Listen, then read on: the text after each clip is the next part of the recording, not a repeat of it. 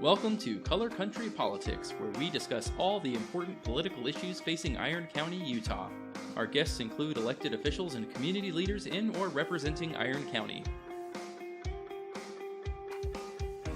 Today is episode 5, Not Just a Child's Instrument.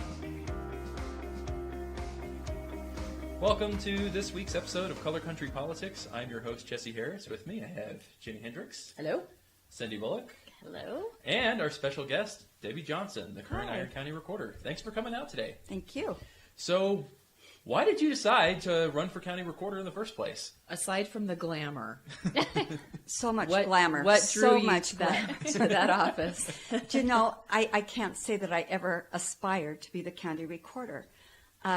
It was back in the day that we were poor. We had 5 little kids, and a job opening came with the county. And my husband and I decided, this is a great opportunity. Let's go for it and see what happens. I started in 1988.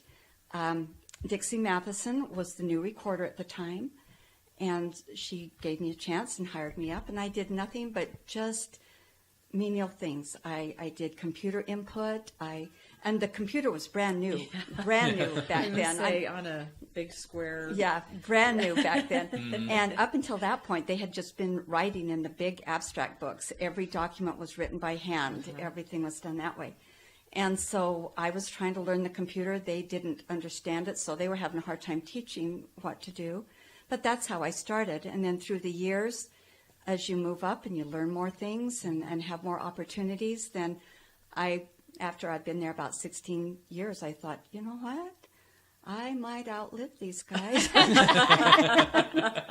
And I did hope that someday the opportunity would come that I would be able to at least put my name in the hat and be able to run for the recorder. So it takes a fair amount of experience to get to the point where you can actually run the recorder's office. Oh, definitely. There is no, like we said before, there is no recorder school. You learn by the School of Hard Knocks. You go there. I had no idea what a section, township, and range was. They told me to go to the map and help someone at the counter find their section. And I'm thinking, what's that? So they hand you a great big map. And I didn't know that they run east, west, north, south, and that your sections start at the right and go to 7 and drop down and then go to the left and then go back. I had no idea any of that stuff. But those are the things you learn day by day and mostly by the School of Hard Knocks. So, Debbie, tell us exactly what does the recorder's office do? Our job is to be the official record of documents for the county. We are the protectors, the safeguard people for all of the records. We make sure that they are entered correctly when we record them. So say, Jenny, you would bring a document to my office, and you were trying to sell some property to someone. And you bring that document in, and I check to make sure you have signed that document, that you have a notary on the document, that you have a legal description that describes that certain piece of property that you're trying to sell. I don't proof that legal at the time. I just make sure it's on the document. Then I'm going to give it an entry number and a book and page. Because the other part of my job is not only do I put it of record, but I have got to be able to make a copy of that record at any time for whoever wants a copy of it. So once I get it recorded, then it goes through the process of having to be entered. So they would enter your name as the from person, whoever you're selling to as the to. We type in your legal description, and then it goes to a proofer, and they proof everything that they put in. But it's not until it gets clear to the mapping section that we figure out if you have tried to encumber someone else's property because your legal description went 5 feet too far, Right. or something like that. So we have to be very diligent in making sure that it's not Jennifer Hendricks, but Jenny, or however you own the property. We make sure the names are correct. We make sure that the legal you've provided matches exactly the legal we show that you own. And I kind of made a joke earlier about it, being so glamorous, but it's the kind of office in the county where no one really pays attention to it until something goes sideways. And then everybody is screaming at the recorder and wanting to know why this is happening or this isn't happening. And I could tell you, 1,000 stories over the years of people who have filed things incorrectly, because it's not your job to to make sure that the document is necessarily accurate as far as what is in it, what the contents are. It's just your job to make sure that it's recorded correctly, legal descriptions are correct. For example, years ago, I was involved in a transaction.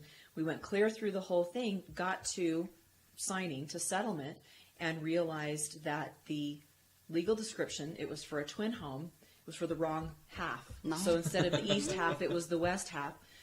And it had been, there was a mortgage on it, and so we had to stop everything. The seller had to go back to their mortgage company and unravel all of that because it had been incorrectly processed at some point in time, during its history. So it's a really important thing that nobody really thinks about until there's an issue. We are the first step of the taxing process. So when you bring me a document, our office is the one that is going to attach that taxing number to it. And that taxing number lives with that parcel throughout its life. It stays there. That's how Cindy can assess it. That's how the auditor puts the auditor calculates the tax amount. Right. And then the treasurer goes out and sends the notices. But if I do something incorrectly, then it's going to affect every other department. I have to make sure that that acreage is calculated correctly. I have to make sure that that legal description ends up to be correct in the long run, or it does wash down to a lot of different areas. So this requires a high degree of working with other departments and elected officials in the county, since there's this chain reaction of events. That's right. If I do the wrong acreage, it really causes her grief. Yeah, I'm going to value it incorrectly because the acreage is incorrect. And they're going to get a bill that's not correct. And they're going to pay taxes that are incorrect. So the accuracy in your office is very important. It is. It's very, very important. And we do our very best. We proof, we reproof, and there's always things that get by. You try so hard not to have things happen, but there are mistakes that happen, and eventually, trickling down through the process of the county, it does get caught, and we usually always get them rectified. But we do try very, very hard to be accurate in everything that we do. Your office does a great job, Debbie. Thank you. Really. I do have very, very good employees. That's one thing I have been blessed with from day one, is good, conscientious, hardworking employees. And so I'm grateful for that. Do you find a lot of opportunities to work with recorders in other counties too, best practices or things that you've learned? Yes. The one thing I have loved about the Recorders Association is years back, they did a best practice booklet. And in that booklet, they each kind of county was able to submit some of the issues that they had been through, and then they found the code that would answer that issue. And so we do have this little, we call it our little cheat book, that you can go through and say, okay, we've got this problem.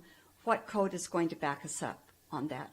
And so it does have the code listed, and so it really has helped us a lot. I love the recorders as far as being able to share information. Every county has been put in different situations, and they are very good to share the knowledge. Don't do this. We tried it and it didn't work out. Or, this worked out really, really well for our county. Maybe try instituting that. If you don't mind, I've got one little example. Years back when I first started, Millard County had come across the idea, well, to back up a little bit further, we used to do our tax sale in a binder. Everything came through under one entry number. So we had 200 parcels that went for tax sale, and it was recorded under one entry number with 200 or 300 parcels of ground stuck in there somewhere, and the person would lose their property that way, but then the county was not issuing a deed outright to when it passed on to the next person.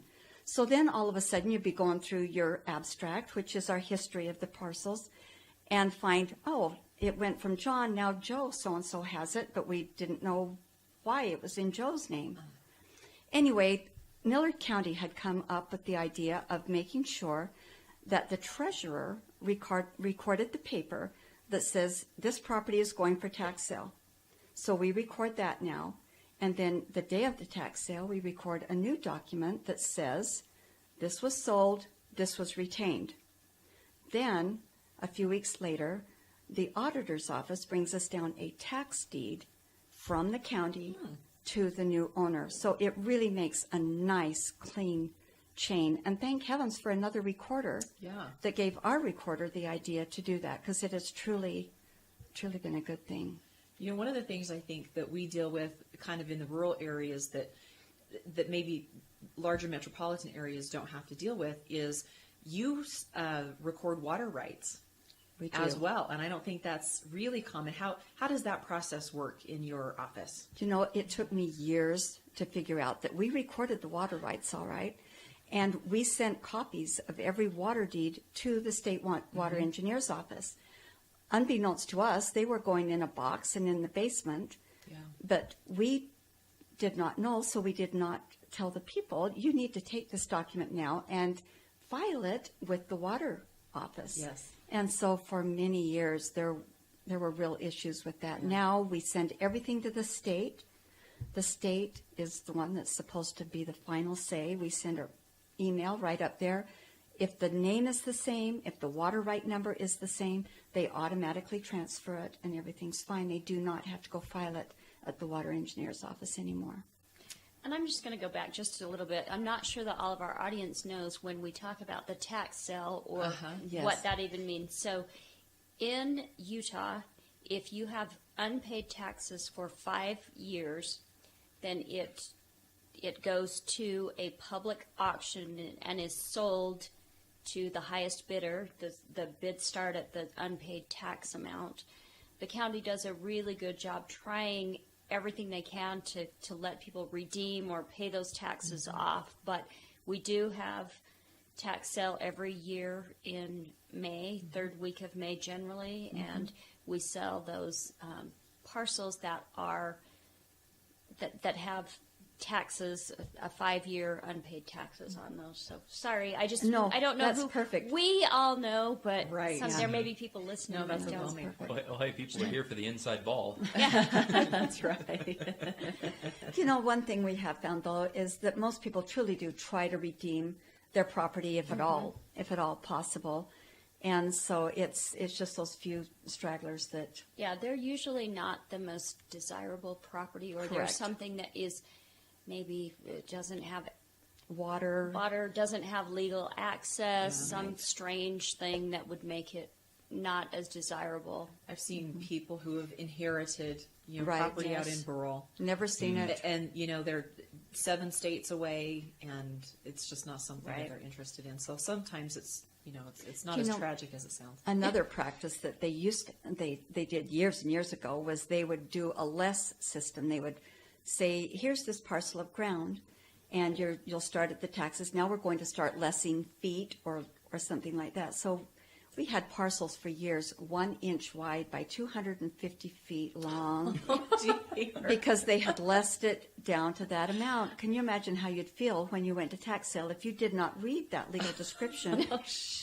To all of a sudden you find out you've got 1 inch strip of property, 250 feet long, out in the middle of the sagebrush. Right. And so we quit that practice too. So speaking of, you've been there for how long? 30 years. So tell me, what's changed? You talked about before you started, or right when you started, they just started using computers, and they used to have. What other things have changed in your? I think back of it. I'm the good old gal that send me in the vault and give me the Bible. We call the Bible, where it's got all of the sections, townships and range listed, and it tells me go to book A and look on this page.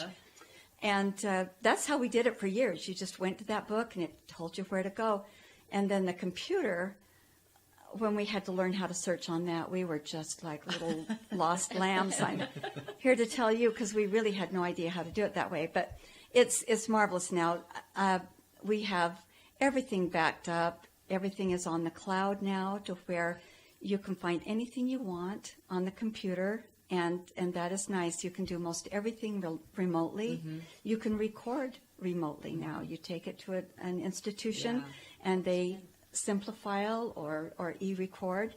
And so you don't even have to darken my doors. You just come in and it's recorded. So many changes in technology that has made things so much better for the public. Yeah. So much better for the public. Yeah.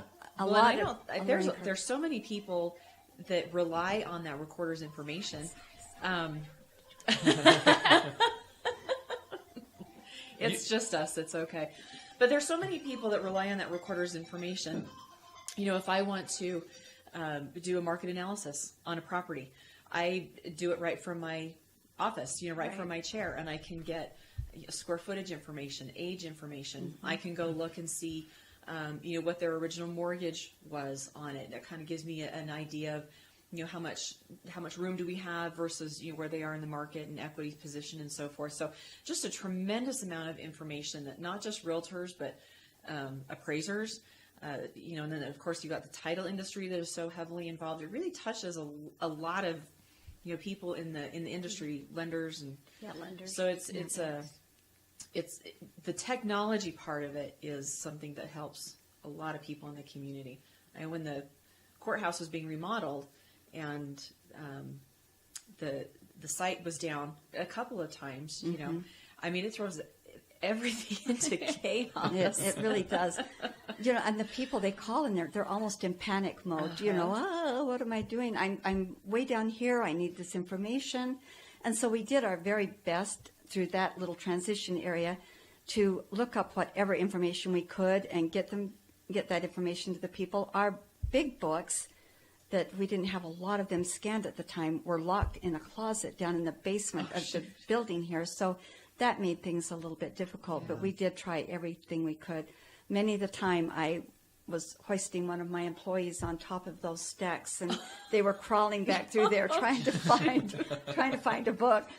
But we did try very, very hard to accommodate the people the best we could to get through that. But people are very dependent on the technology now. It's made it very, very nice. It sounds like the technology, too, enables you to do more work with the same number of employees. Definitely. I've seen that trend play out in a lot of industries, and in government especially. You see the employment numbers for state of Utah have stayed flat for 15 years, even with the huge population growth, because we're a state that's like, let's get into this technology, let's use it, let's really embrace it, and it's great to see that it's not just the state level, but even down here at our local level, that's having a positive impact for us. Do you know one thing that I was truly amazed at? I really thought my people would kind of balk at the idea. My chief deputy, Carrie Jeffries, she came up with the idea of, okay, let's scan everything in. If we're going to go to Cedar, let's get everything scanned in. And I looked at her like a deer in the headlights because I am not a technical person. But she says, you know what, we can build these groups and we'll scan this information in. I can put them into books, and then you guys are going to have to go in and name each book and page and things in there. But she says it's going to be so much better for the public. And it was. So for a full year and a half, we did nothing all day once we finished our recording but stand and scan. Wow.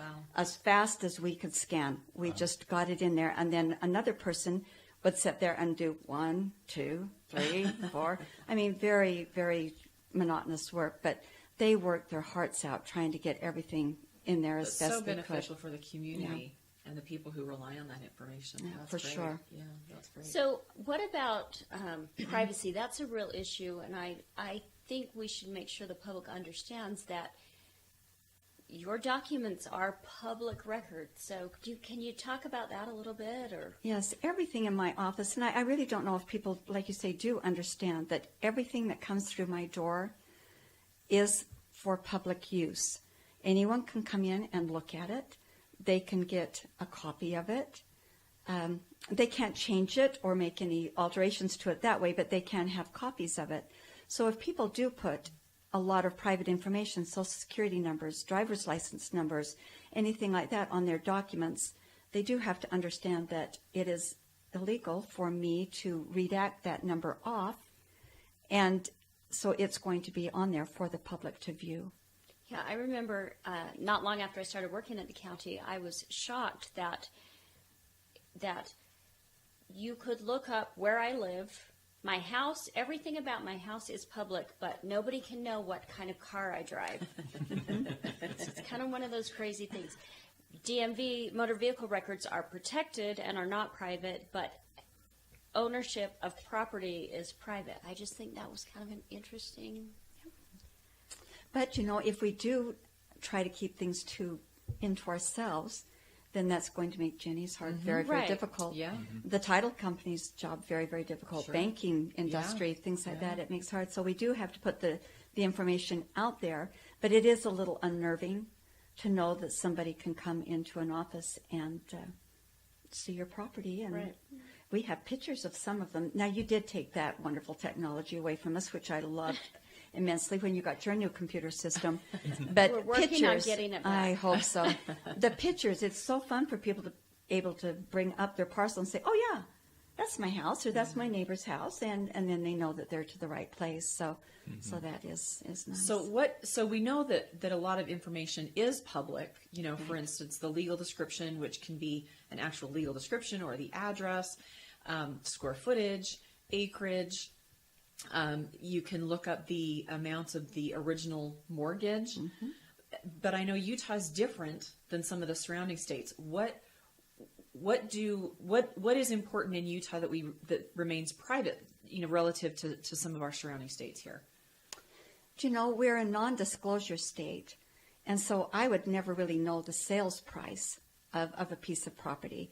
I'm going to know the amount of money you borrowed on that property, but I would never know if you put a down payment down or anything like that. But everything else is truly public. So, And it's a conversation that comes up in my industry occasionally, is the fact that we are a non-disclosure state, and the fact that that the state won't know what you paid for your property unless you tell them, and that isn't public knowledge, which I think most people are comfortable with that. It makes it a little bit harder if you're an appraiser. We have people that'll come in from another state and be like, how do you do your job? I guess everyone just jumps onto Zillow. Yeah. Well, No, Zillow is that not is correct, not interestingly enough, because we're a non-disclosure state.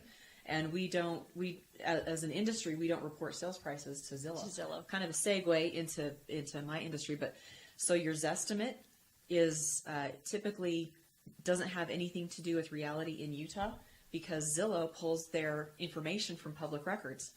And so if the sales price isn't publicly disclosed, they don't know. So don't trust your Zestimate. There's my plug. Sorry to hijack that, Debbie. I learned that out during a refinance. Yeah. It's saying, oh, this is what your house is worth, and then the appraiser comes and is like, well, your house is worth about $25,000 more than that. Yeah, exactly. It came in on the low ball. So, in your time of working with records, what's one of the more interesting records you've come across?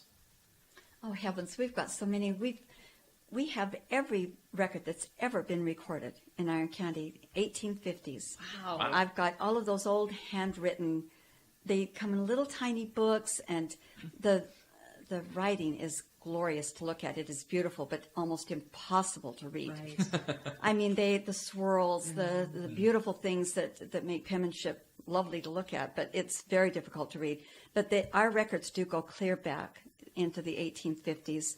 And they did things much different back then. It was just kind of, we homesteaded this, and we've got 5 acres, and it's out in the northeast quarter of such and such. And so it's hard sometimes to find exactly the piece that they're trying to describe from what information they gave.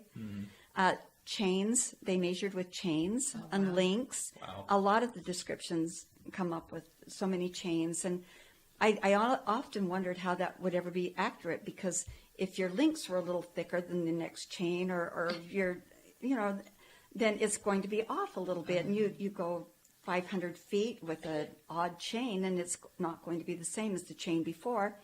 But it is quite fascinating to read some of those perches. really There was a interesting. perch, and the chains, links, perches. There's all Well, and then different some things. of them, I've seen some old ones that actually say you go so many feet From to the rock. or to the tree, and you're thinking, does the tree even still there? Did somebody Right. move the rock? No, so many of them, they did. They said, the old yellow church. We had one time that said, you start at the corner of the old yellow church, and you go 50 rods this way. And, I don't remember the exact footage, but I thought, I'm sure that old yellow church either got painted or it's gone. You know? And so, you know, it's kind of touch and go on those things. But interesting. You That's probably have to play fascinating. some sleuth, start with the current records, and kind of work your way backwards. so many people come in for genealogy. That I will say that's one thing that we do have a lot of, is they want to come and find where great-great-grandpa homesteaded in the valley. Okay.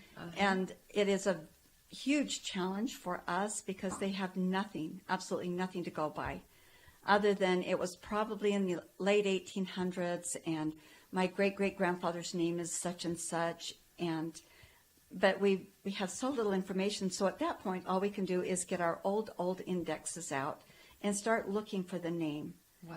And then that person has to decide, oh, maybe that's the right property. A lot of them were out in places like Chimney Meadows or places like that you have to kind of try to surmise where that is and things. But Well, and I was Interesting. surprised too. My uncle passed away not long ago, and he was in the military for just 1 4-year term. And if they were looking for his service history or something, because then he would be eligible for, I don't even know what it was, but we were able to look through the same thing, the old documents, and about what time, what war, where was he, and because my aunt didn't have those records, and Wow. you were able to help me at least get close to find some of them. We found do- his brother, but not him. Anyway. Yeah, we do have a lot of the military records, and how smart of those people to come and record it in the recorder's office. I don't know about you guys, but how many times do you put a precious document somewhere and then you either forget where that precious document was, or you move and you put them somewhere else and then you have a hard time finding them. A lot of people's schooling, you get your schooling through the military and things like that, but you've got to prove what years you were in the military and things. So I truly do recommend doing any military documents, getting them recorded. We record those for free. We make you a certified copy for free, and then we just keep a copy in our records. How interesting. I did not know that you did that in your Yes, office. we do. Wow. That's a great thing. If you have Yeah. important documents, go to the recorder's office. Make sure they have it.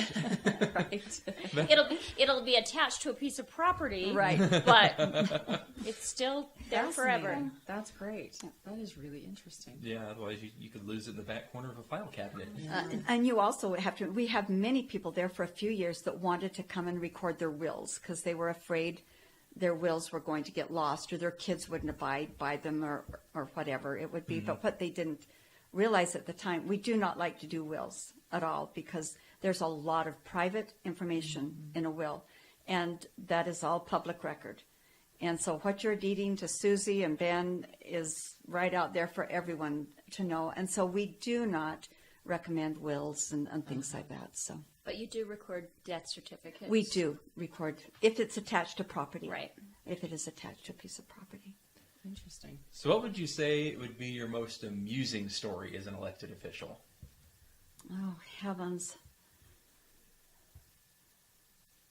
I think I go back to the old days, and the most amusing thing, I can't use the words, the language that they used back then. This is a family show, right? But when we were going from writing in those big abstract books, we were trying to write and get everything in accurately. And of course that's difficult because penmanship is hard and trying to transfer from this document to that document.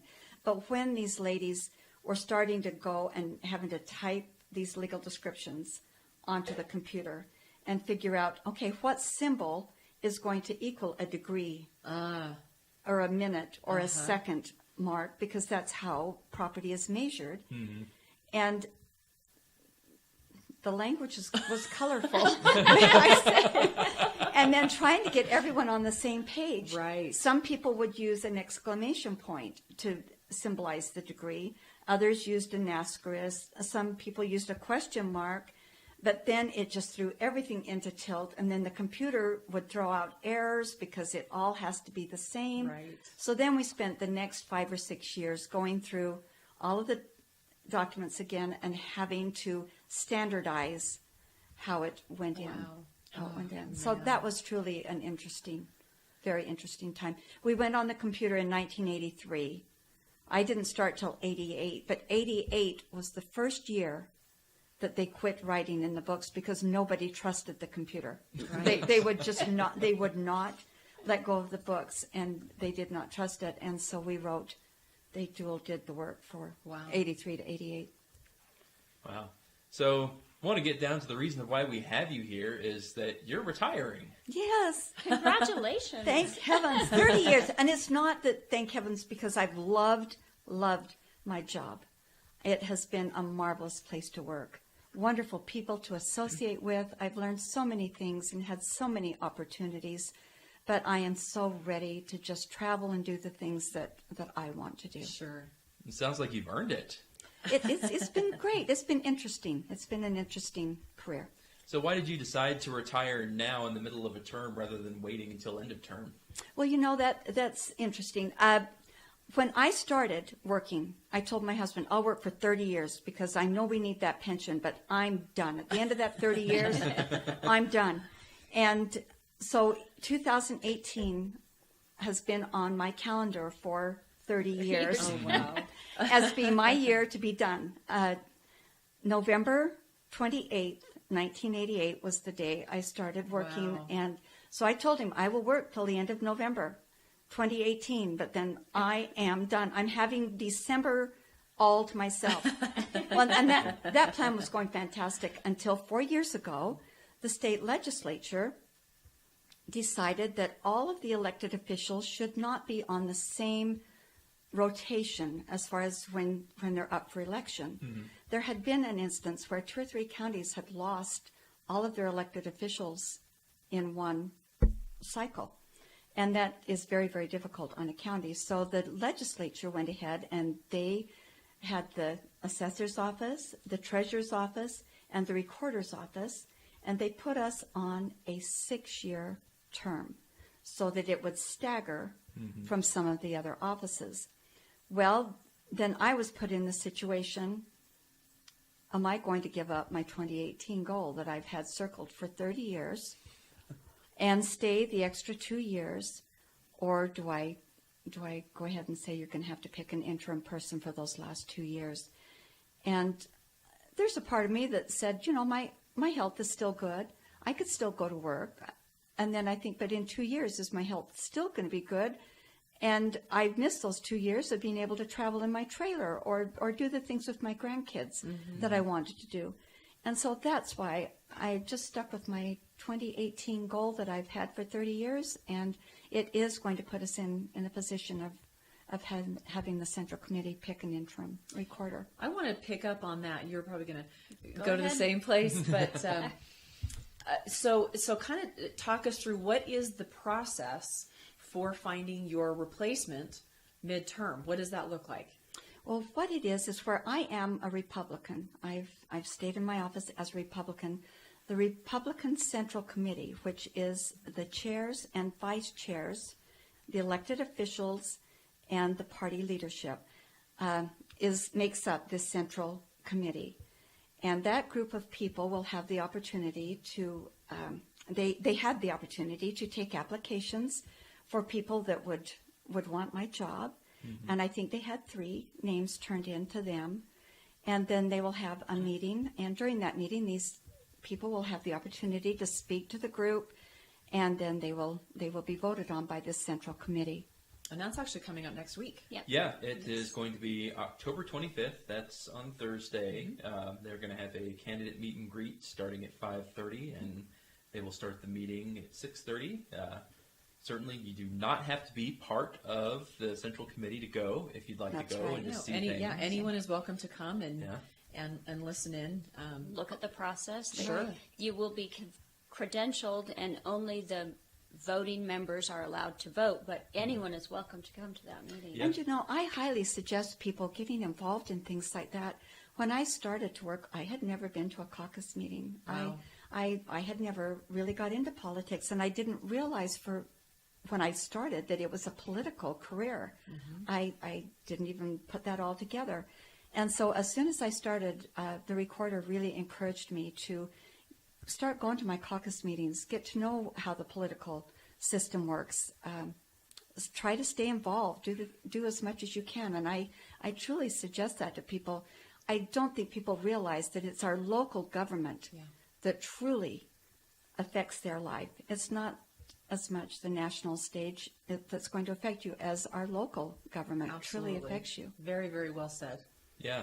So, even if you're not on the central committee, find out who your precinct chair and vice chair are. Talk to them and say, hey, here's who I think is the best. Talk to those people. Find out, where they sit. It's going to be at Canyon View Middle School, pretty centrally located in the county. So that's a good opportunity for anyone to jump in. You don't even have to be a Republican to go talk to the precinct chair and say, hey, I'm in your precinct. I've got an opinion. Excellent. That's right. And I think people forget that because, whether you're Republican, Democrat, Libertarian, whatever you are, these decisions are going to affect you. Absolutely. And so go to your people and express your opinions and how you feel. Yeah, and if you need, there's a nice map actually on the Iron County website that you can put in your address and it will tell you your voter precinct if you don't know. Just put in your address, and then from there you can either go to the Iron County Republican Party's website and it will tell you the precinct chair and vice chair. You can reach out to them, or you can probably call, although John Whitaker, who's the clerk, is not the official for the party, because it's a partisan office, it is the Republican Party who makes that decision, but I'm sure you could reach out to John and he would help you find those people, or call Andrew Young or anyone from the Iron County Executive Committee. Yeah, that's great. Well, do you have any parting thoughts that you'd like to leave with us? I just really want the listeners to know that politics it's challenging at best. I mean, absolutely challenging at best. But the only way you're going to have a say in what direction things go and life changes for you is if you get involved and support the people that you truly care about, the people you trust, because they are going to make decisions that will affect you. And so get involved. Enjoy it. Perfect. And enjoy your retirement. I will. And thanks for what you have done. It's amazing and to be able to rely so heavily and so completely on the recorder's office. It's an amazing thing, and you've done just an unbelievable job. Thank you. Thank you. I appreciate that. Thank you so much. Thank you for coming out today, and we'll call that a wrap.